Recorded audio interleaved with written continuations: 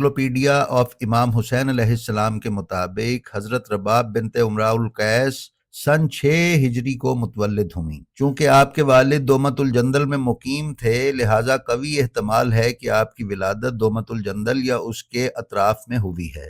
ناظرین، دومت الجندل شام کی اس شاہراہ پر واقع ہے جو کہ شہر مدینہ کو جاتی ہے۔ یہ وہی مقام ہے کہ جہاں جنگ صفین میں حکمین نے فیصلہ کیا تھا۔ آپ کی 2 بڑی بہنیں مہیہ اور سلمہ تھیں۔ کتاب اسلام کی نامور خواتین کی سوانح حیات میں مصنف سید محمد ایوب نقوی نے تاریخ طبری کے حوالے سے بیان کیا ہے کہ آپ ایک صالح، دیندار، پرہیزگار، عبادت گزار، سلیقہ شعار اور رحم دل خاتون تھیں۔ حق پرستی و حق آگاہی، فرما برداری و جانثاری، ایثار و قربانی، صداقت و محبت اور علم و عمل کا جوہر آپ کی شخصیت میں بدرجہ